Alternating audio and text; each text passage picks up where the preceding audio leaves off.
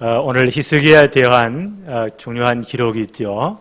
아마 유다 20명 왕 중에 다윗과 버금가는 최고의 성군이었다. 가장 믿음 있는 임금이었다는 평가를 받지요. 이분이 보니까 남유다 13대 왕, 13번째 왕이에요.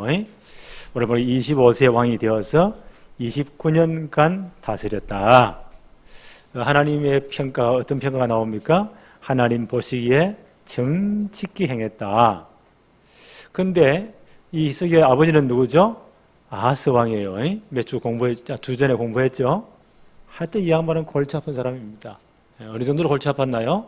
아수리에 도움받아가지고 아람과 북이스라엘 물리쳤죠? 이래가지고 아수르 왕에게 아른하러 인사를 갔다가 그가 섬기는 이방 그 신전들 그 재단을 보고 그게 완전 뿅 가가지고는요 스케치를 다 했잖아요. 이래가지고 제사에 보내가 싹 다 바꿔. 하나님이 처음부터 주신 복음의 방법 필요 없어. 번제자는 뭘 의미하죠? 십자가를 상징해요. 물두멍을 뭘 의미하죠? 그리스도의 피를 상징합니다. 우리는 십자가 외에는 그리스도의 피 외에는 절대 구원의 방법이 없어요. 아하스를 어떻게 하죠? 그거 다 바꿔버려. 복음을 변개시킨 겁니다. 이러면 큰 문제가 생겨요. 그런데 그런 아버지 밑에서 이런 아들이 나왔다. 이게 지금 진짜 하나님의 은혜예요. 그 아버지가 이 아하스가 어떻게 했다고요? 성전문 다 못질을 다 해버리고. 한번 보세요.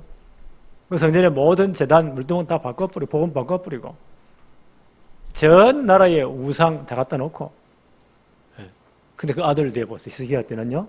이 모든 걸 싹 다 원상복귀식입니다. 어마어마한 종교개혁을 단행하는 거예요. 그래서 성경은 평가하기를 여호와께 연합하여서 떠나지 아니했고 하나님을 의지한 왕이었다. 하여튼 그 골때리는 아버지 밑에 이런 사람이 나왔다. 이게 하나님의 은혜 같아요. 전적인 하나님의 은혜입니다. 1번 볼까요? 여호와께 연합한 히스기야 18장 1절 2절입니다. 이스라엘 왕 엘라의 아들 호세아 제3년에 이 양반은 이제 북이스라엘의 마지막 왕이에요. 제3년에 유다 왕 아하스의 아들 히스기야가 왕이 되었다. 2절 그가 왕이 될 때에 나이가 25세라 예루살렘에서 29년간 다스리니라. 그의 어머니의 이름이 나오죠. 이름은 아비요. 아비라는 분인데 스가랴의 딸이었더라. 아마 우시야 왕이 살았을 때 진짜 신앙에 영향을 준 제사장이죠. 그분의 따님이었다. 3절 볼까요? 히스기야가 그의 조상 다윗의 모든 행위와 같이 여호와께서 보시기에 정직히 행했다. 하나님의 관점에서 역사는 이렇게 기록해요. 하나님 보시기에 정직히 행했다. 4절 그가 여러 산당을 제거하며 그 아버지 때 보세요. 별의별 짓을 다 했잖아요. 주상을 깨뜨리며 아세라 목상을 찍으며 모세가 만들었던 노뱀을 이스라엘 자손이 이때까지 향하여 분양함으로 이게 아무 효과가 없잖아요. 한 상징일 뿐인데 여기다 절하고 그래요.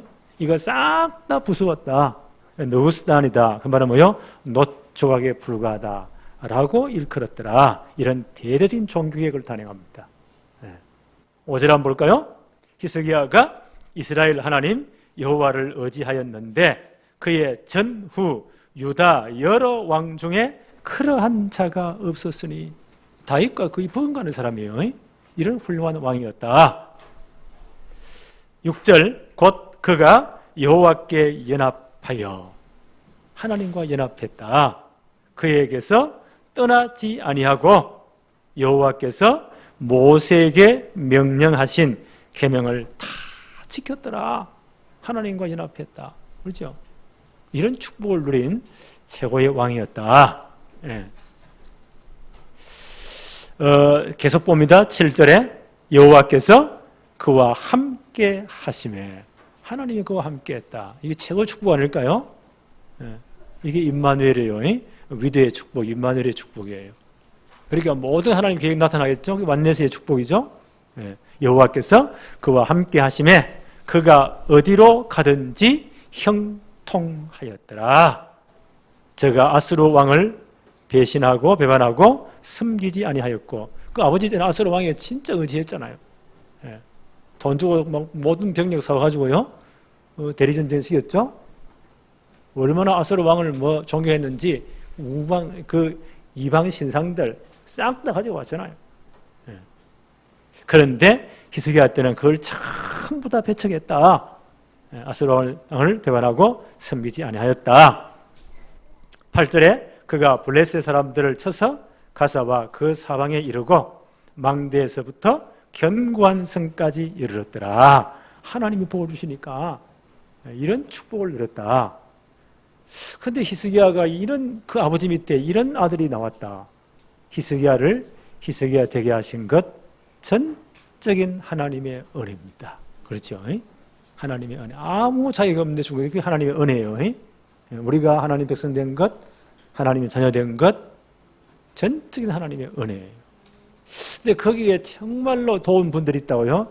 그 어머니 이름이 나오죠. 8장 2절에 그 어머니 이름은 스가랴의 딸인데 아비란 분이었다.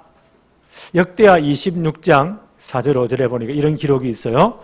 우시야가 그의 아버지 아마시아의 모든 행위대로 여호와 보시기에 정직하게 행하였으며 하나님의 묵시를 밝히 아는 스가랴가 사는 날에 하나님을 찾았고 그가 여호와를 찾을 동안에는 하나님이 형통하게 하였더라.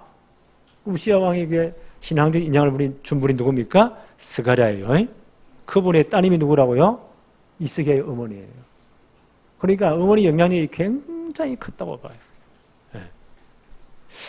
아마 그 아비란 분은 그 아버지의 신앙을 제대로 물려받았고 그 아들을 키울 때 아마 뱃속부터 남편이 저 모양이니까 진짜 언약교육 한 것 같아요. 어릴 때 착하게 말씀하신 것 같아요. 그래서 요괴배다 끼고 나는 굉장히 중요하다고 생각합니다. 제 이론입니다. 가장 중요한 엄마 뱃속 10달, 나서 3년, 한 4년 정도 되죠. 인생 전체 기초를 다 쌓는 것이다. 건물을 높이 올리려면 어떻게 해야 돼요? 기초가 탄탄해야 돼요. 시대의 엘리멘트를 만든다. 뱃속 10달, 나서 3년이 최고의 기초다. 나는 그렇게 생각해요. 요게벳은 누구죠? 모세 어머니 이름이에요. 뱃속 10달, 나서 3년밖에 기르지 못했습니다. 그 3년이 보세요. 모세의 120년 인생이 결정된 거예요. 지구 창조 이후에 예수님 다음으로 최고 역사를 이룬 분 꼽으라 모세입니다. 그렇잖아요. 전 세계가 모세라는 이름을 모르는 사람이 없잖아요. 그분의 어머니가 요게벳이에요. 뱃속 10달 나서 3년, 한 4년 정도. 저는 이걸 보면서 아이들을 얻었어요. 아, 요게벳 학교를 해야 되겠구나. 올해에도 우리 교회에 이제 4명이 태어나요. 3명이 태어나요. 한 명은 지금 이제 다음 주 올 거예요. 그러니까 이 하나님의 타임이다. 이 사단은 어떻게 하죠? 바로 왕을 격동시켜가지고는 이스라엘의 남자아이가 나오면 발견되는 즉시 잡아다가 나일강에다 쳐넣어. 물고기와 악어밥이 되게 해. 사단은 지금도 똑같은 메시지를 줍니다. 세상의 모든 풍조에 세상 교육에 집어넣으라고. 우리는 절대 그렇게 할 수 없습니다. 그래서 이런 아하스 같은 이런 악한 왕에게서요, 이런 아들이 성군이 나왔다. 하나님 보시기에 진짜 정직히 한 사람이었다. 전무후무했다라는 역사가 기록하잖아요. 그 뿌리가 어디서 나왔을까요? 깊게는 그의 외할아버지 스가랴입니다. 그의 어머니 아비란 분입니다. 이분이 아마 철저히 언약교육했다고 봐요. 오늘 기도하십시다. 이런 요괴배학교가 정말 이제는 제대로 세워지도록 기도부터 해야 돼요. 그리고 두 번째, 요때 히스기야 왕까지의 요때가 있었던 최고의 선지자가 이사야 선지자입니다. 그 위때 우시야 왕이 죽던 때부터 계속해서 쭉 이스라엘 멸망칠 때까지 이사야 선지자가 오랫동안, 굉장히 오랫동안 선지 활동하셨어요. 예.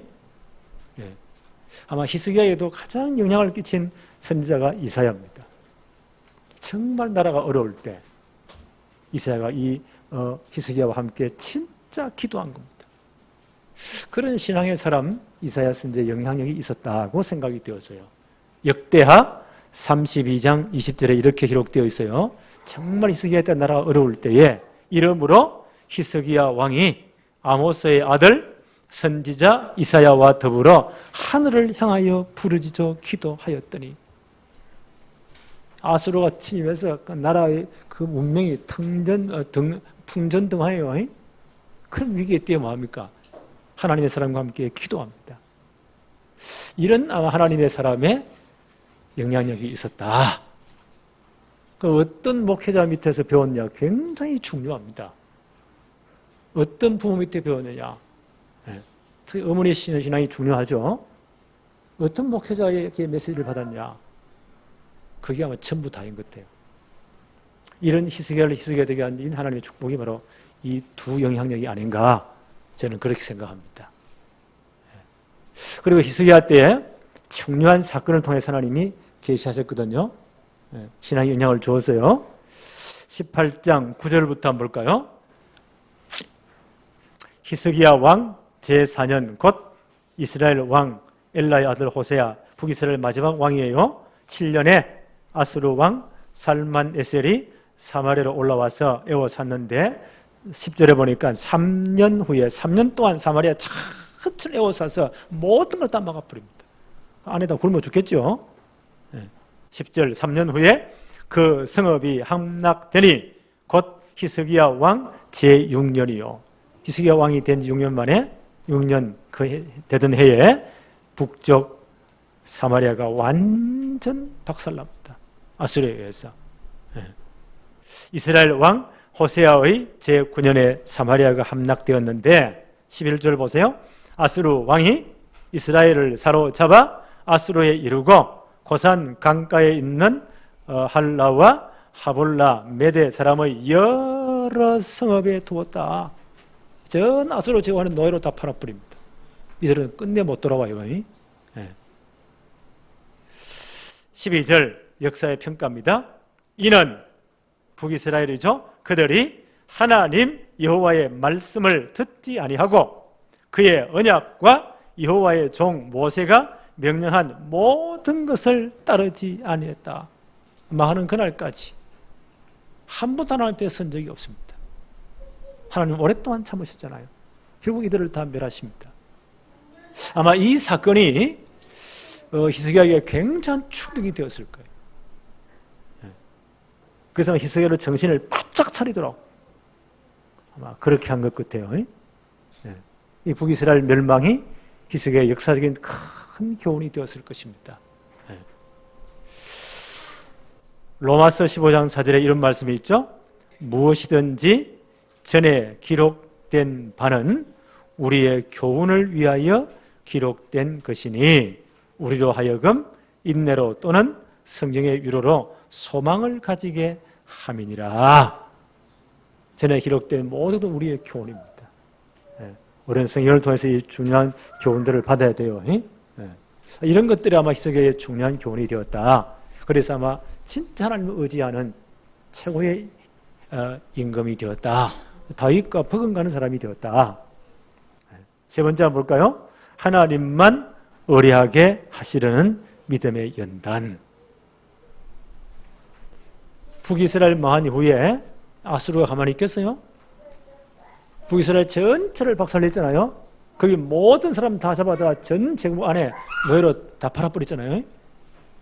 그리고 그 세력을 점점 뻗어옵니다. 남쪽 유다를 침공하는 거예요. 어마어마한 이 아수르가 이런 힘을 가지고 지금 남쪽 유다를 지금 공격해 오는 겁니다. 히스기야 왕이 큰 위기예요. 그 장면 한번 볼까요? 18장 14절부터 13절 18장 13절입니다. 히스기야 왕 제14년에 아스루 왕 사네립이 올라와서 유다 모든 견고한 성읍들을 쳐서 점령을 했다. 1차 침공이에요.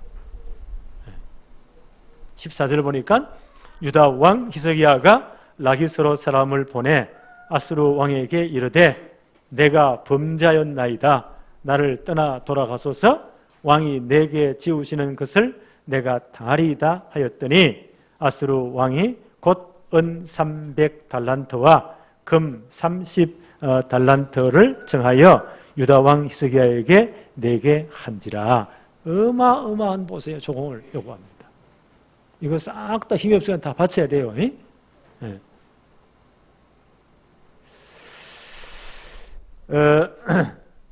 15절 한번 볼까요? 히스기야가 이에 여호와의 성전과 왕궁 곳간에 있는 은을 다 내어주고, 하나님 백성이 이렇게 쪽팔리는 거예요. 16절에 또 그때에 유다 왕 히스기야가 여호와의 성전 문의 금과 자기가 모든 기둥에 입힌 금을 벗겨 모두 아스루 왕에게 주었더라. 이런 비참한 꼴이 되어버립니다. 이 양반이 8년 전에는 어떻게 했죠? 8년 전에는요. 7절 한번 볼까요? 여호와께서 그와 함께 하심에 그가 어디로 가든지 형통하였고, 초창기는 그랬어요. 저가 아스루 왕을 배반하고 섬기지 아니했더라. 그 왕 때부터, 그 아버지 때부터 아스루를 막 받들어 섬겼잖아요. 싹 다 거부해버렸더라. 8년 전에는 그랬어요. 그런데 이분이 뭔가 영적으로 느슨해진 거예요. 영적 상태, 신앙의 상태가.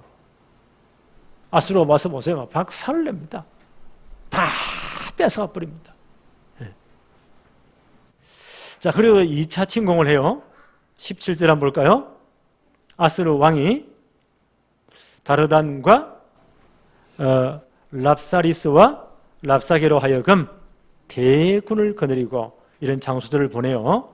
라기스에서부터 예루살렘으로 가서 히스기야 왕을 치게 하며 그들이 예루살렘으로 올라가니라. 그들이 올라가서 윗못 수도 곁 곧 세탁자의 밭에 있는 큰 길에 일어섰다. 엄청난 군사를 끌고 2차 침공을 합니다. 30절, 31절 한번 볼까요? 또한 히스기야가 이들이 보세요. 막 공갈을 칩니다. 유언비어를 막 퍼뜨린 거, 심리전을 쓰는 거예요. 29절부터 한번 볼까요?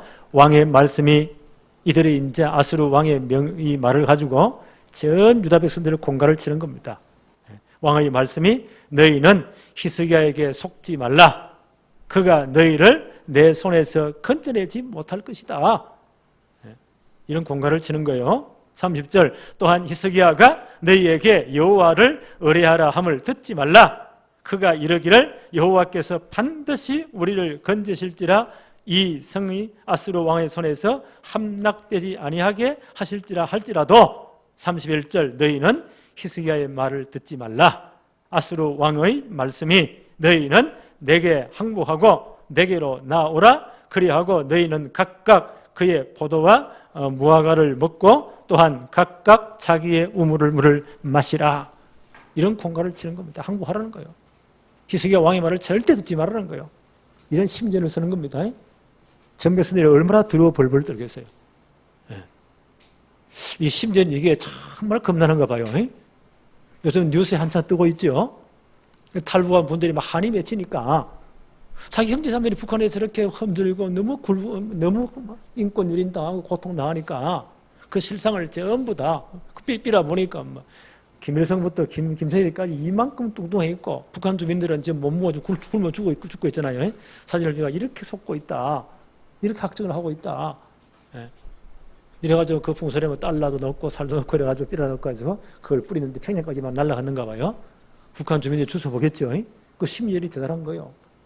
이러니까 김여정이가 막 난리자면 공갈을 치잖아요. 죽인다, 살린다 그래요. 이 심리열이 이렇게 겁나는 거예요.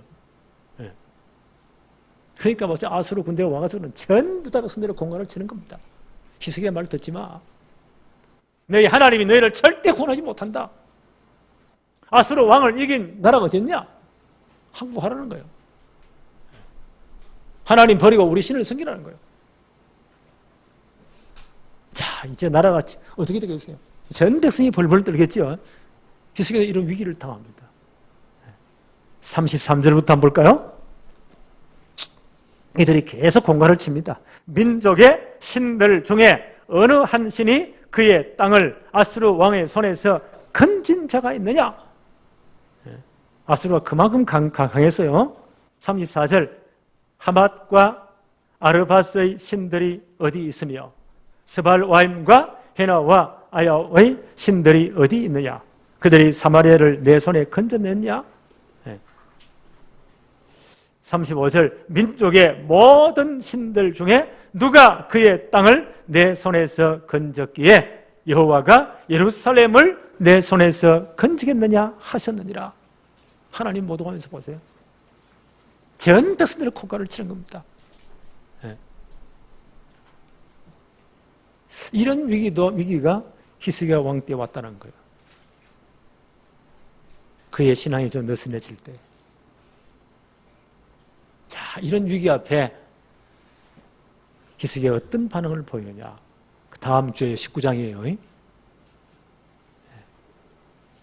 이때 신앙의 영향을 정말 제대로 주신 분이 이사야 선지자입니다. 그 신앙으로 이를 극복해요. 역사가 주는 교훈이 뭘까요? 고린도후서 1장 8절 9절 바울이 이런 고백을 합니다. 형제들아, 우리가 아시아에서 당한 환난을 1차 전도여행 때요, 너희가 모르기를 원치 아니하노니 힘에 겹도록 심한 고난을 당하여 살 소망까지 끊어지고 우리는 우리 자신이 사형 선고를 받은 줄 알았으니. 바울이 전도할 때 이런 어마어마한 고통들이 옵니다. 고난들이 옵니다. 우리는 사형 선고를 받은 줄 알았다. 이렇게 하신 이유는 이는 우리로 자기를 의지하지 말고 오직 죽은 자를 다시 살리시는 하나님만 의지하게 하십니다. 바울이 자기 간증하는 거예요. 1차 전도 때 어마어마한 사건을 당했잖아요. 돌맞아 반 죽었잖아요. 아니 죽은 줄 알고 바울을 끌어다 쓰레기통 갖다 내버려버렸잖아요. 다시 바울이 기어 들어오잖아요.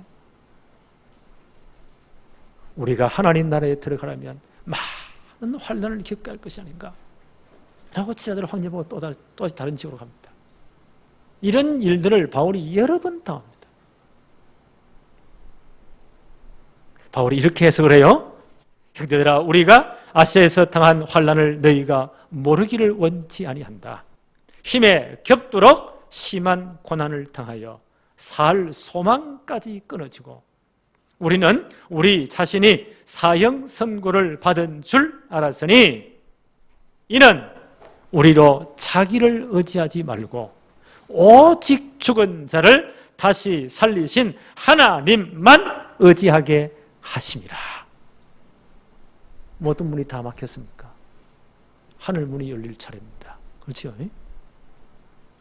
앞에 홍해바다로 가면 다 빠져 죽고 뒤로 물러서면 애국 군인들 칼에 다 맞아 죽는 거예요. 이제 누가 역사할 차례죠? 하나님이 역사하실 차례입니다. 하나님만 의지하게 하려 하십니다. 고린도후서 1장 10절 11절에 그가 이같이 큰 사망에서 우리를 건지셨고 또 건지실 것이며 후에도 건지시기를 그에게 바라노라. 자기 간증입니다. 이 큰 사망에서 우리를 건지셨다. 지금도 건지실 것이다. 후에도 우리를 건지시기를 바란다. 그래서 뭐요? 기도한다는 거예요. 그래서 11절에 너희도 우리를 위하여 간구함으로 도우라. 그래서 중보기도가 필요한 거예요. 이때 히스기야가 어떻게 합니까? 그 이사야 선지자와 함께 진짜 기도하잖아요. 그 다음 주 이제 하나님 역사하심을 좀 보겠어요. 그래서 바울도 말합니다. 간구함으로 우리를 도우라. 우리를 위해 중보기도 해달라. 우리가 많은 사람의 기도로 얻은 은사로 말미암아 많은 사람이 우리를 위하여 감사하게 하려 합니다. 그래서 우리 기도를 함께 모으는 겁니다. 우리는 이 비밀이 있는 사람들이에요. 그렇죠? 이걸 그리스도인이라고 해요. 네. 지금 이 나라가 보니까요, 지금 뭐 여러 가지 위기예요. 이 코로나19 우한폐로 말미암아 보세요. 전 세계가 지금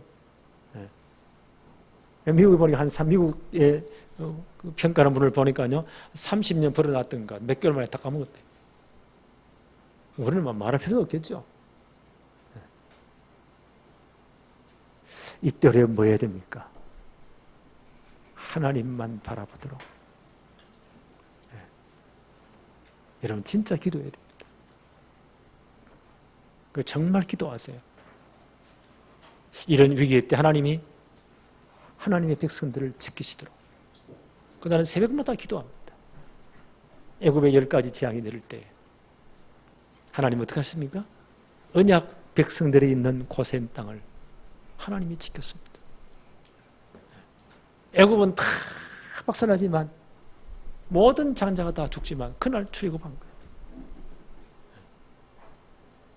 40년 광야에 그냥 있으면 다 굶어 죽어요. 굶어 죽은 사람 아무도 없어요. 하나님 약으로 다 맞아 죽었지. 하나님 징계로. 하나님이 보호하셨잖아요. 이럴 때 우리는 하나님만 의지하게 하려 합니다. 그래서 기도하는 겁니다. 한국교회가 정말 기도할 시간표입니다. 하나님 앞에 정말 무릎 꿇을 시간표. 이번 한 주간 이 축복이 정말로 누려지기를 바랍니다.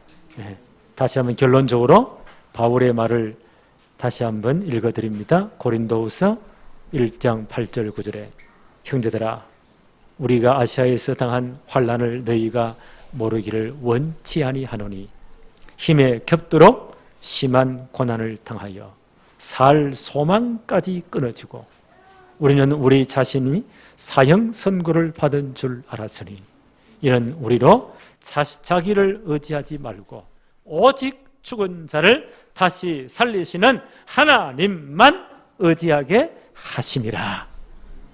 그가 이같이 큰 사망에서 우리를 건지셨고 또 건지실 것이며 이후에도 건지시기를 그에게 바라노라.